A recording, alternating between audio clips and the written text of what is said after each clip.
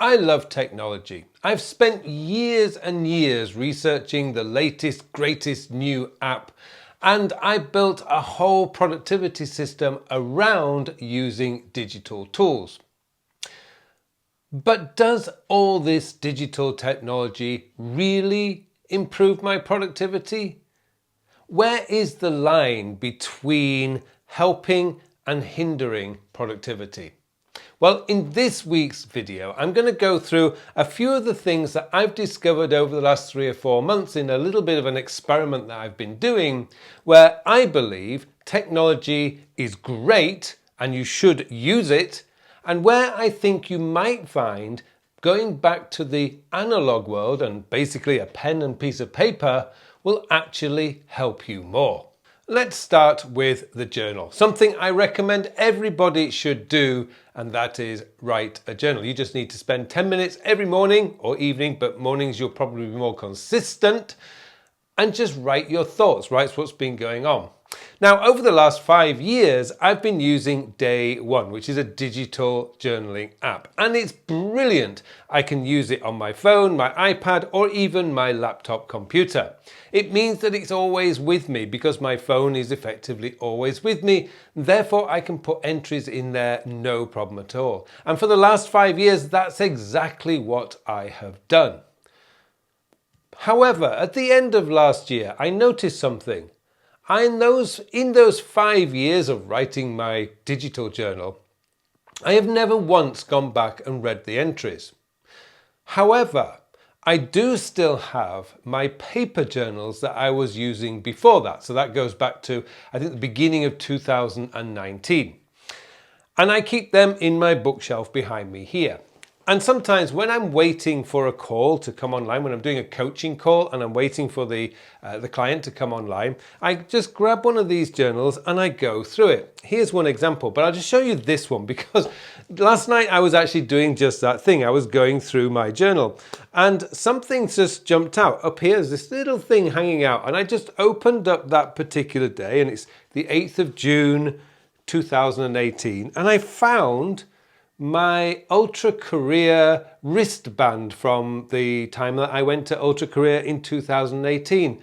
And immediately I'm just looking at the entries that I put there, and I saw, oh, it's Axwell and Ingrosso that I saw that day because I put that in my journal. And my mind just flew back to that time.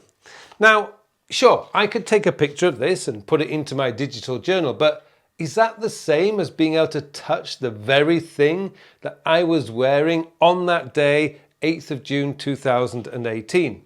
And that kind of got me to pull out another one, which I think might be this one here. Indeed it is. This one here has the tickets from when I went to, it's in here somewhere, when I went to the ABGT 300. So over here, I pulled out the tickets for my Hong Kong Metro. So I was using the Metro system to get to the actual place that the event was, which was Asia World Expo. And I've got my wristband, which I actually glued into the journal. Now, I just suddenly thought that is just amazing. That was just an amazing trip in Hong Kong. I met my wife there because she came in from China, I came in from Korea, and we had an absolutely blast of a weekend. And the memories just flooded back. Just because 5 or what is it now? It's 7 years ago. No, 6 years ago. I actually wrote everything down and kept to the sort of the stuff in there. And as I was going through these journals, I was going, wow, I've got all this stuff. And then I found another one. This is from June 2019. I've got my World DJ Festival tickets here. And guess, yep, I've got my band from there. Plus, that was the year that we were invited, or 2017, that was the year we were invited to the Range Rover Velar launch party. I've got the invitation right here. You know, I cannot really keep those physical items in a digital system. So these journals are just fantastic. I mean, I have came to the conclusion at the end of last year that journaling is best done with pen and paper. And today, for those of you curious, today I'm using a Dunhill Centuryman. This one is 14 years old, and this one brings back memories because At that time, 14 years ago, I was signing into a language institute every Wednesday evening, and I had a particular shade of green ink in this pen back then. And I remember I had to sign in, and I used to use this pen, and I would sign in with my name and my signature. And rather than scribbling, which everyone else was doing, because I was using a fountain pen, I was actually using my real formal signature. And I could, every week when I went in, I could see the book and see my green ink and my formal signature. Thought, "Ooh, that looks good." It's just a bit of a pride thing, but this brought back some very good memories. Anyway, going back to the journals. These journals here are from Gallery Leather. They are fantastic. They're leather bound and they're B5 in size, not A5. A5 I find is a little bit too small. And because of the unique size, they actually make a little bit of weight for you. So they're not as convenient to carry around all the time when you're traveling. But one of the great things about these is when they're put in a bookshelf like I have down there, they look fantastic. Now, I remember it used to take me about 6 to 8 months to fill one of these. So I calculated that you're going over a 10-year period, you're probably going to get close to 20 of these in a bookshelf. But imagine 20 of these in a bookshelf. That's going to look pretty amazing. You won't get that digitally. So there's another place where I think you'll find that digital versus analog, well, analog is going to be the better way. I'm going to put a link to these journals in the show notes because they're from Gallery Leather and they are the large desk journal. But I'll put a link in the show notes and you can choose them. The only reason why I don't use these today is because they're not actually very fountain pen friendly. The paper's not quite as quality that I want. I'm getting a bit fussy in my old age, if you like. But for now, those books were the ones I was using 5 years ago and they're fantastic. So there you go. That's journaling. Now, going back to the digital system, let's talk about task management. Last week, I noticed that I got a number of criticisms for people saying that my system is all over the place. It's changing all the time.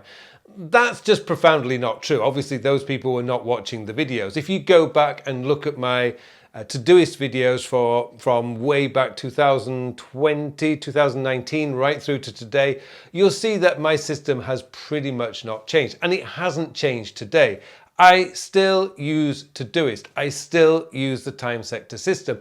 None of that has changed because digitally collecting tasks and organizing those tasks into when I'm going to do them, I haven't found a better system. What I have said in previous videos recently is that if you haven't got that kind of organization system and you've just got a long list of tasks to pick from, you're just going to overwhelm yourself. In which case I say just pick a pen and piece of paper and write out the 8 tasks that you want to get done today. However, one of the best things for me is that Todoist is on my phone, it's on my iPad, it's on my computer. I mean, think about when I want to collect tasks. I'm not always going to be collecting tasks when I'm sat at my desk. I'm going to be out and about. I might be in the kitchen. I might be cooking my dinner. I might be out in the car doing the grocery shopping or picking my wife up. I'm not going to carry a paper notebook with me and trying to write and drive at the same time. That's not going to work. I can actually use Siri to collect all my stuff into Todoist very easily. So when it comes to collecting and organizing my stuff, Todoist is all the way. It's brilliant. Now, what I did suggest and what I still recommend, because I'm doing this as an experiment at the moment, is using a little notebook like this. Now, I'm going to completely sabotage the name of this company, but it's Nemosine. Anyway, it looks like that, and I'll put a link in the show notes below. This is what's called an A7 notebook, and it's got a little ring binder at the top. The great thing about this is it's small, completely useless for collecting notes, well, particularly for me, but it's brilliant for writing out the most important tasks I need to do today. Now, what I've done is, and this is just a little experiment I'm trying this week, is Todoist has got the main tasks that I've got. There's probably 15 tasks in there today. On most days, that's overwhelming to look at first thing in the morning. However, when I'm writing my journal, finish off, I can just write out here the 5 or 6 most important tasks to do today onto this little sheet, onto this little book, leave it on my desk, and I can see as I'm going through the day, I'm crossing them out. It's a great motivator to say, I'm going to finish these. I'm going to finish these. Yesterday, I got 8 out of 8. Today, I've only got 2 things left to do. And I'm kind of excited because one of them is record these YouTube videos. So very shortly, I've got another one to cross off. I'm going to love that. So that's another place where actually technology, I think, has the advantage as a collecting tool. It's brilliant for that. But on the terms of like knowing what you want to focus on, this is basically the Ivy Lee method from 1918, which is a few years ago. Yes, 1918, 2024, we are 106 years later. This system is still unbeatable. Digital technology is not going to beat that for focusing your mind because you're moving around on the screen. It's just one position. And if you need to see this is what needs to happen next, it's on there. But for collecting, Todoist wins hand down. One more thing, digital note-taking. Obviously, that is going to beat any kind of system, like any kind of notebook. I mean, if I was trying to keep all my notes in a notebook like this, which is an A4 Rhodia notebook, it would be a nightmare because although I'm using little post-it notes down the side there, it would just still become just a complete mess. I wouldn't be able to find anything. This is where I find if I'm doing research, like particularly online research, Evernote or Apple Notes or whatever notes app you're using is always going to be the better option. You can put links in there. You can put all sorts of stuff into your digital notes, which then is within seconds, you can just do a search. So for example, this particular note that I'm doing some research on, a guy called Alan Watts, who was a spiritual philosopher. You know, I can actually just put links to videos I found interesting, his Wikipedia page. I can find out a lot about Alan Watts just by creating a single note, calling it Alan Watts as the title. I might want to add maybe a tag or philosopher or whatever, but I have a digital place where all the links and connections to anything I'm researching on Alan Watts is. It's brilliant. Digital technology beats paper technology in that sense, hands down. Because if I imagine doing research on Alan Watts today and tomorrow I'm doing research on something else, you know, these notebooks are just going to stack up and it's going to be difficult to find them. Digitally, it's all in one place. All I need to do is do a quick search and I find what I'm looking for. The only thing that I would say when it comes to planning, where traditionally if you're in the digital world you might do your planning in a digital system. Somebody recently pointed out to me that computers and digital technology is sort of pushing you to edit as you plan. Now, editing requires a different part of your brain. Now, it does this by putting in when you spell something incorrectly, it puts a line underneath it. And now you feel obliged to correct the spelling. That might not, that's actually using a different part of your brain to actually thinking deeper about whatever it is you're planning. This is one of the reasons why I find planning on paper wins hands down. Now, the video that I did a few weeks ago, that one actually showed you how I actually do that. I'll plan out something like, for example, here, and once I've finished the planning and I've done a few passes, then I will scan it into my notes and pull out the main points. Just means that my notes are then digitalized and I've got a way of summarizing whatever it is I was thinking. The problem with computers and digital technology is the screen. It's forcing you to conform to the way the computer works. On paper, you have complete free reign, which means your brain is now dominating how the ideas come out. And let's be honest, when your brain is coming up with ideas and you're going into deep thinking mode, you're getting ideas from all over your brain and they all come out differently. Some are visual, some things are in words, some things you might be a sound that you've heard somewhere. You know, your brain doesn't work in the same way the computer works. That's why paper is way better for doing your planning, because for some of you, like I haven't quite had the courage yet to start sketching out ideas. I'm sure it's coming, but that's how you get those deeper thoughts, those deeper ideas out.